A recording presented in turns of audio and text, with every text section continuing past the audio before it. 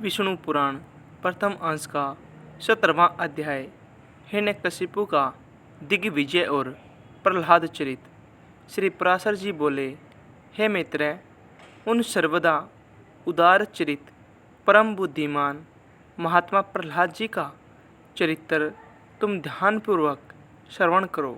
पूर्व काल में दीति के पुत्र महाबली हिरण्यकशिपु ने ब्रह्मा जी के वर से गर्वयुक्त सशक्त होकर संपूर्ण त्रिलोकी को अपने वशीभूत कर लिया था। वह इंद्र पद का भोग करता था। वह महान असुर स्वयं ही सूर्य, वायु, अग्नि, वरुण और चंद्रमा बना हुआ था। वह स्वयं ही कुबेर और यमराज भी था और वह असुर स्वयं ही संपूर्ण यज्ञ भागों का भोगता था। हे मुनिसतम, उसके भय से देवगण स्वर्ग को छोड़कर मनुष्य शरीर धारण कर भूमंडल में विचरते रहते थे। इस प्रकार संपूर्ण त्रिलोकी को जीतकर त्रिभुवन के वैभव से गर्वित हुआ और गंधर्वों से अपनी स्तुति सुनता हुआ वह अपने अभीष्ट भोगों को भोगता था। उस समय उस मद्यपान आसक्त महाकाय हिरण्यकशिपु की ही समस्त सिद्ध गंधर्व और नाग आदि उपासना करते थे। उस दैत्यराज के सामने सिद्धगण तो बाजे बजाकर उसका यशोगान एवं जय जयकार करते और वह असुरराज वहाँ स्फटिक एवं अभ्रशिला के बने हुए मनोहर महल में, जहाँ अप्सराओं का उत्तम नृत्य हुआ करता था, प्रसन्नता के साथ मद्यपान करता रहता। उसका प्रहलाद नामक महाभाग्यवान पुत्र था। वह बालक गुरु के पास जाकर बालोचित पाठ पढ़ने लगा। एक दिन वह धर्मात्मा बालक गुरुजी के साथ अपने पिता दैत्यराज हिरण्यकशिपु के पास गया, जो उस समय मद्यपान में लगा हुआ था। अपने चरणों में झुके हुए अपने परम तेजस्वी पुत्र प्रहलाद जी को उठाकर उसके पिता हिरण्यकशिपु ने कहा, वत्स, अब तक अध्ययन में निरंतर तत्पर रहकर तुमने जो कुछ पढ़ा है उसका सारभूत शुभ भाषण हमें सुनाओ। प्रहलाद बोला, पिताजी, मेरे मन में जो सबके सारांश रूप से स्थित है वह मैं आपकी आज्ञानुसार सुनाता हूँ। सावधान होकर सुनिए। जो आदि, मध्य और अंत से रहित, अजन्मा, वृद्धिक्षय, शून्य और अच्युत है, समस्त कारणों के कारण तथा जगत की स्थिति और अंतकर्ता उन श्री हरि को मैं प्रणाम करता हूँ। यह सुनकर दैत्यराज हिरण्यकशिपु ने क्रोध से नेत्र लाल कर प्रहलाद के गुरु की ओर देखकर कँपकँपाते हुए होठों से कहा, रे दुर्बुद्धि ब्राह्मण धम, यह क्या? तूने मेरी अवज्ञा कर इस बालक को मेरे विपक्षी की स्तुति से युक्त असार शिक्षा दी है। गुरुजी ने कहा, दैत्यराज, आपको क्रोध के वशीभूत न होना चाहिए। आपका यह पुत्र मेरी सिखाई हुई बात नहीं बोल रहा है।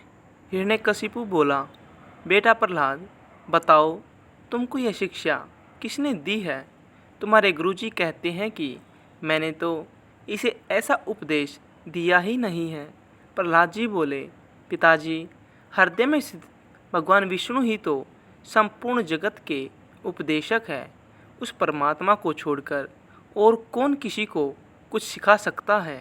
हिरण्यकशिपु बोला, अरे मूर्ख, जिस विष्णु का तो मुझ जगदीश्वर के सामने धृष्टतापूर्वक निशंक होकर बारंबार वर्णन करता है, वह कौन है?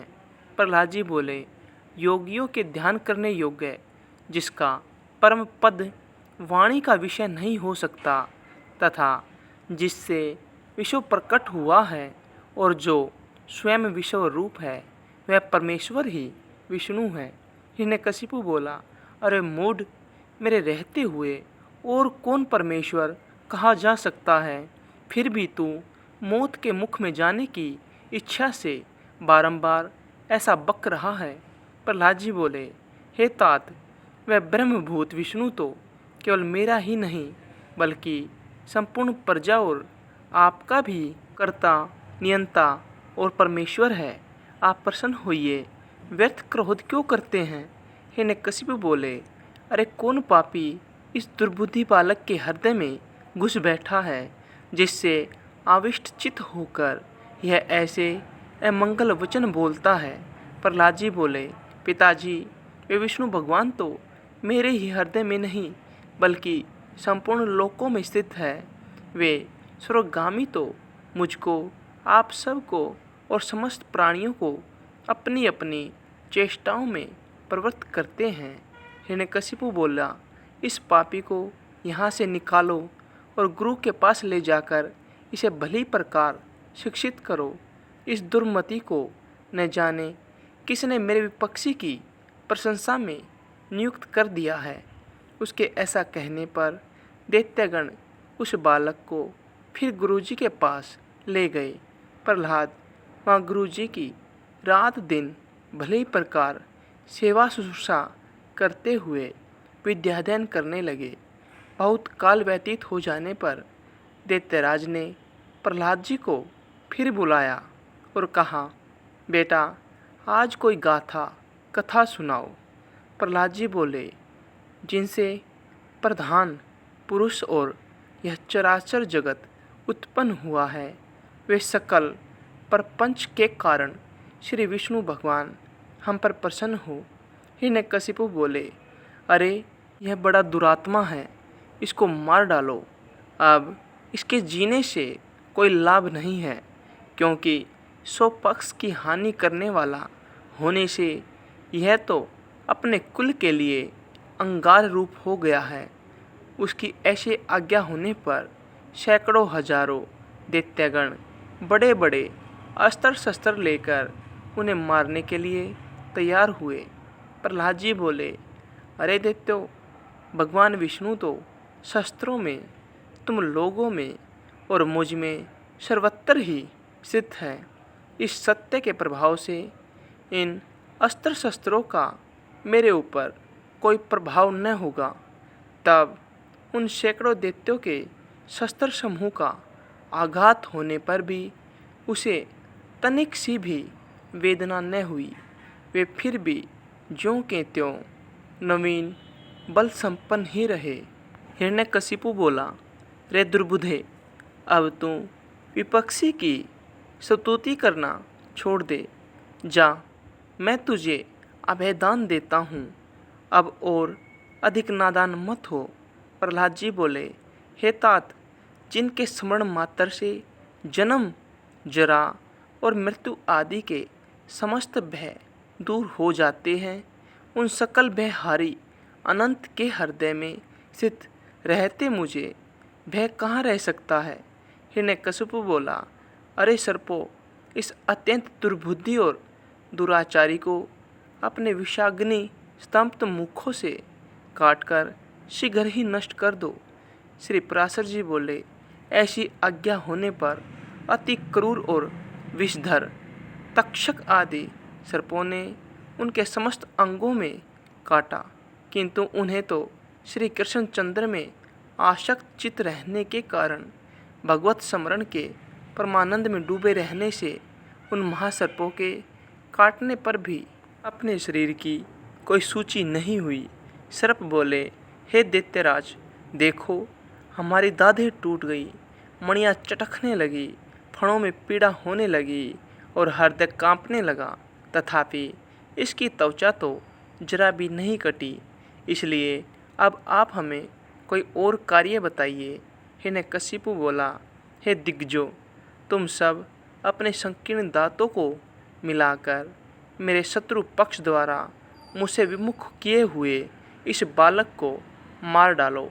देखो, जैसे अग्नि से उत्पन्न हुआ अग्नि उसी को जला डालता है, उसी प्रकार कोई कोई जिससे पैदा होता है बाद में उसी के नाश का कारण बनता है। श्री पराशर जी बोले, तब पर्वत शिखर के समान विशालकाय दिग्गजों ने उस बालक को पृथ्वी पर पटक कर अपने दांतों से खूब रौंदा, किंतु श्री गोविंद का स्मरण करते रहने से हाथियों के हजारों दांत उसके वक्षस्थल से टकराकर टूट गए। तब प्रहलाद ने अपने पिता हिरण्यकशिपु से कहा, इन हाथियों के वज्र के समान कठोर दांत जो टूट गए हैं, इसमें मेरा कोई बल नहीं है। यह तो श्री जनार्दन भगवान के महाविपत्ति और क्लेशों के नष्ट करने वाले स्मरण का ही प्रभाव है। हिरण्यकशिपु बोला, अरे दिग्गजों, तुम हट जाओ। दैत्यगण, तुम अग्नि जलाओ, और हे वायु, तुम अग्नि को प्रज्वलित करो, जिसे इस पापी को जला डाला जाए। तब अपने स्वामी की आज्ञा से दानवगण लकड़ी के एक बड़े ढेर में स्थित उस असुर राजकुमार को अग्नि प्रज्वलित करके जलाने लगे। प्रहलाद जी बोले, हे तात, पवन से प्रेरित हुई यह अग्नि भी मुझे नहीं जलाती। मुझे तो सभी दिशाएं ऐसी शीतल प्रतीत होती है, मानो मेरे चारों ओर कमल बिछे हुए हों। श्री पराशर जी बोले, तदंतर शुक्र जी के पुत्र बड़े वाग्मी महात्मा षडामर्क आदि पुरोहितगण सामनीति से दैत्यराज की बड़ाई करते हुए बोले, हे राजन, अपने इस बालक पुत्र के प्रति अपना क्रोध शांत कीजिए। आपको तो देवताओं पर ही क्रोध करना चाहिए, क्योंकि उसकी सफलता तो वही है। हे राजन, हम आपके इस बालक को ऐसी शिक्षा देंगे जिससे यह विपक्ष के नाश का कारण होकर आपके प्रति अति विनीत हो जाएगा। हे दैत्यराज, बाल्यावस्था तो सब प्रकार के दोषों का आश्रय होती ही है, इसलिए आपको इस बालक पर अत्यंत क्रोध का प्रयोग नहीं करना चाहिए। यदि हमारे कहने से भी यह विष्णु का पक्ष नहीं छोड़ेगा, तो हम इसको नष्ट करने के लिए किसी प्रकार न टलने वाली कृत्या उत्पन्न करेंगे। पुरोहितों के इस प्रकार प्रार्थना करने पर हिरण्यकशिपु ने दैत्यों द्वारा प्रहलाद को अग्नि समूह से बाहर निकलवाया। फिर प्रहलाद जी गुरुजी के पास रहते हुए उनकी पढ़ाई पूरी हो जाने पर अन्य दानव कुमारों को उपदेश देने लगे। हे दैत्य कुलोत्पन्न असुर बालकों, सुनो, मैं तुम्हें परमार्थ का उपदेश करता हूँ।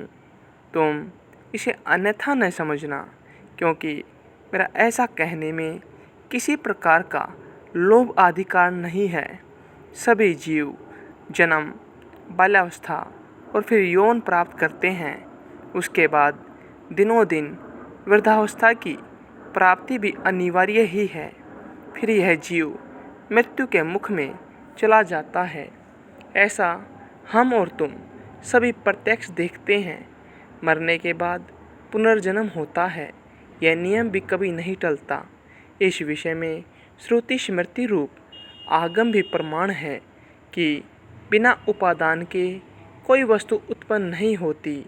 पुनर्जन्म प्राप्त कराने वाली गर्भवास आदि जितनी अवस्थाएं हैं, उन सब को दुख रूप ही जानो।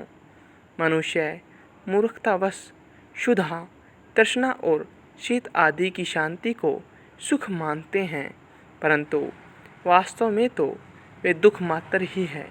जिनका शरीर वात आदि दोषों से अत्यंत शिथिल हो जाता है, उन्हें जिस प्रकार व्यायाम सुख प्राप्त प्रतीत होता है, उसी प्रकार जिनकी दृष्टि भ्रांति ज्ञान से ढकी हुई है, उन्हें दुख ही सुख रूप जान पड़ता है। अहो, कहाँ तो कफ आदि महाघृणित पदार्थों का समूह रूप शरीर, और कहाँ कांति, शोभा, सौंदर्य एवं रमणीयता आदि दिव्य गुण। यदि किसी मूढ़ पुरुष की मांस, रुधिर, पीप, विष्ठा, मूत्र, स्नायु, मज्जा और अस्थियों के समूह रूप इस शरीर में वृत्ति हो सकती है, तो उसे नरक भी प्रिय लग सकता है।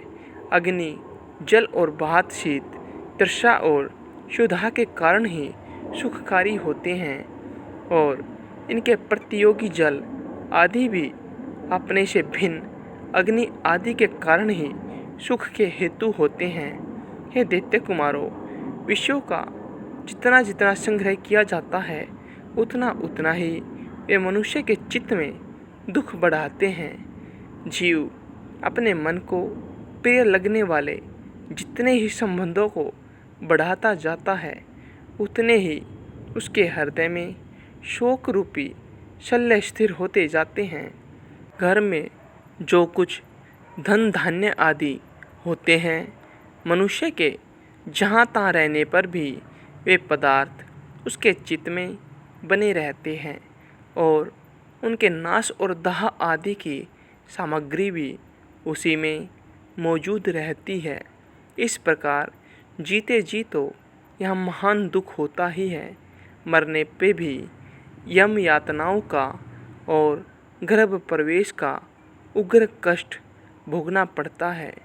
यदि तुम्हें गर्भवास में लेस मात्र भी सुख का अनुमान होता हो तो कहो, सारा संसार इसी प्रकार अत्यंत दुख में है।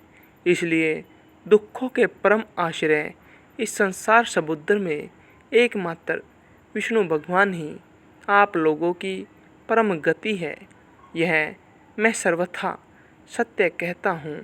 ऐसा मत समझो कि हम तो अभी बालक हैं, क्योंकि जरा, यौवन और जन्म आदि अवस्थाएं तो देह के ही धर्म हैं। शरीर का अधिष्ठाता आत्मा तो नित्य है, उसमें यह कोई धर्म नहीं है।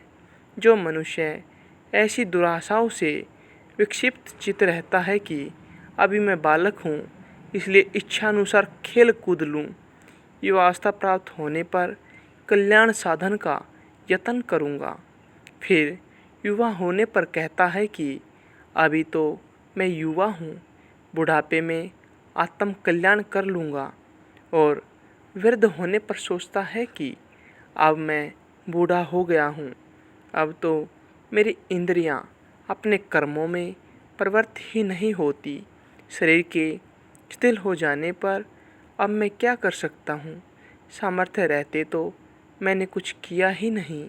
वह अपने कल्याण पथ पर कभी अग्रसर नहीं होता, केवल भोग तृष्णा में ही व्याकुल रहता है। मूर्ख लोग अपनी बाल्यावस्था में खेल कूद में लगे रहते हैं, युवावस्था में विषयों में फंस जाते हैं, और बुढ़ापा आने पर उसे असमर्थता के कारण व्यर्थ ही काटते हैं। इसलिए विवेकी पुरुष को चाहिए कि देह की बाल्य, यौवन और वृद्ध आदि अवस्थाओं की अपेक्षा न करके बाल्यावस्था में ही अपने कल्याण का यत्न करे। मैंने तुम लोगों से जो कुछ कहा है, उसे यदि तुम मिथ्या नहीं समझते तो मेरी प्रसन्नता के लिए ही बंधन को छुटाने वाले श्री विष्णु भगवान का स्मरण करो। उनका स्मरण करने में परिश्रम भी क्या है, और स्मरण मात्र से ही वे अति शुभ फल देते हैं, तथा रात दिन उन्हीं का स्मरण करने वालों का पाप भी नष्ट हो जाता है। उन सर्वभूत प्रभु में तुम्हारी बुद्धि अहर्निश लगी रहे, और उनमें निरंतर तुम्हारा प्रेम बढ़े। इस प्रकार तुम्हारे समस्त क्लेश दूर हो जाएंगे, जबकि यह सारा संसार ताप त्रय से दग्ध हो रहा है। इन बेचारे सोचने जीवों से कौन बुद्धिमान द्वेष करेगा। यदि और जीव तो आनंद में है, मैं ही परम शक्तिहीन हूँ, तब भी प्रसन्न ही होना चाहिए, क्योंकि द्वेष का फल तो दुख रूप ही है। यदि कोई प्राणी वैर भाव से द्वेष भी करे तो विचारवानों के लिए तो वे अहो ये महामोह से व्याप्त है। इस प्रकार अत्यंत शोचनीय ही है। हे दैत्यगण, ये मैंने भिन्न भिन्न दृष्टि वालों के विकल्प कहे, अब उनका समन्वयपूर्वक संक्षिप्त विचार सुनो। यह संपूर्ण जगत सर्वभूत में भगवान विष्णु का विस्तार है, अतः विचक्षण पुरुषों को इसे आत्मा के समान अभेद रूप से देखना चाहिए।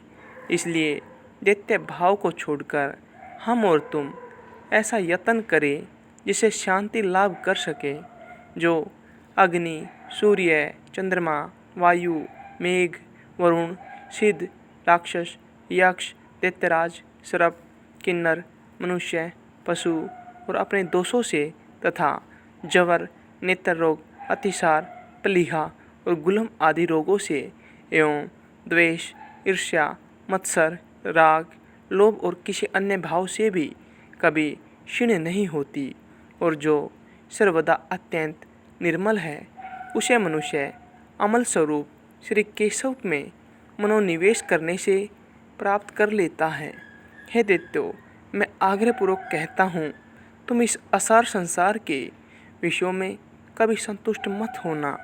तुम सर्वत्र समदृष्टि करो, क्योंकि समता ही श्री अच्युत की आराधना है। उस अच्युत के प्रसन्न होने पर फिर संसार में दुर्लभ ही क्या है।